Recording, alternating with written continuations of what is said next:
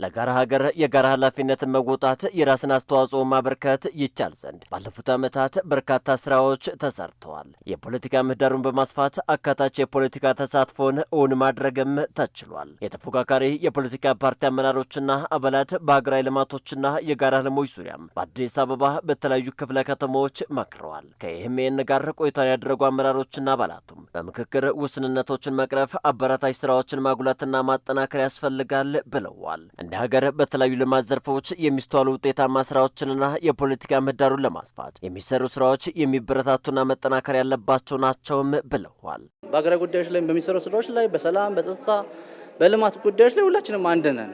ልዩነቶች ሊኖሩን ይችላሉ አሉም ስላሉም ነው 2-3-4 ፓርቲ የሆነውና ጠንካራ ልዩነቶች አሉን። ግን ብዙዎቹ ነገሮች ግን ስናያቸው ግን በአገር ሉዓላዊነት ሰላም በሰላም ጉዳይ በትምህርት ጉዳይ ግን ምንም የሚያላየን ጉዳይ ስለሌለ አብሮ በሚያግባባና እንደሆነ በመሰራበት ቦታ ላይ አብረን እንሰራለን። ኢትዮጵያን ወደፊት ለማምጣት ስለሆነ ሁላችንም የምንሰራው የሚፈጠሩ ችግሮችን ሁሉ እናመጣለን። ችግሮቻችንን በየጊዜው እንገመግማለን። ተገናኝተን ለችግሮቻችንም መፍትሄዎችን እናቀርባለን።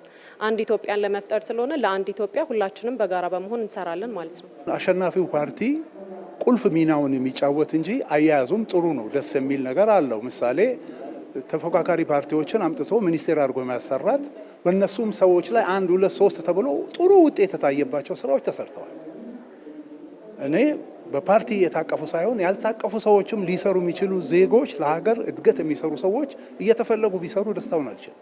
የሀሳብ ልዩነት እንደተጠበቀ ሆኖ በጋራ ሀገራዊ ጉዳይ በትብብር መስራት የመሰልጠን ማሳያ የሰለጠነ ሀገርና የፖለቲካ ምህዳርን እውን ለማድረግ መነሻ ነው የሚሉት የተፎካካሪ ፓርቲ አመራሮችና አባላቱ በቀጣይም በሀገራዊ የጋራ አጀንዳዎችና ልማቶች ዙሪያም በትብብር እንደሚሰሩ አረጋግጠዋል። ገዢው መንግስት ወይም ገዢው ፓርቲ አብረን ብንሰራ በትብብር ብንሰራ ጠቀሜታ አለው እንጂ ጉዳት የለውም። ከመተቸት ቀረብ ብሎ አብሮ በጋራ መስራት፣ ችግሩን መረዳት፣ የመንግስት አሰራር ፖሊሲዎችን ቢሮክራሲውን መረዳት ያስፈልጋጊ ነው። ዳር ቆሞ መተቸት ብዙም ጥቅም ያለው አይመስለኝም። ግን ቀረብ ብሎ ከአመራሮች ጋር መናገርና መመስራት ብዙ ጠቀሜታ ያመጣል ብለን አሁን የምንሰራው ለራሳችን ሳይሆን ለህዝብና ለሀገር ሲባል ኦልሬዲ የምንከፍላቸው መስዋዕትነቶች ሊኖሩ ይችላሉ። እየከፈልን ያለ ነው ብዬ አስባለሁ። ውጤቱን ደግሞ አሁን ሳይሆን ቀጣይ ትውልድ ይመሰክራል ብዬ ስለማምን ነው።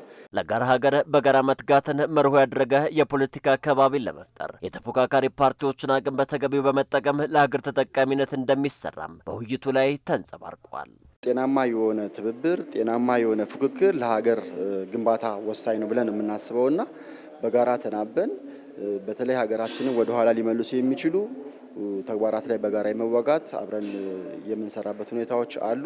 እነዚህን ስራዎች ሁልጊዜ እያነሳን መደበኛ ጊዜውንም ሳንጠብቅ በየ15 ቀኑ እየተገናኘን ለሀገር ሳንካ የሆኑ ነገሮችን እንደ ሀገር ከክፍለ ከተማም ከከተማም እንደ ሀገርም ውጤት ለሚያመጡ ስራዎች ላይ በጋራ ትብብር እየሰራ ነው የምንገኘው።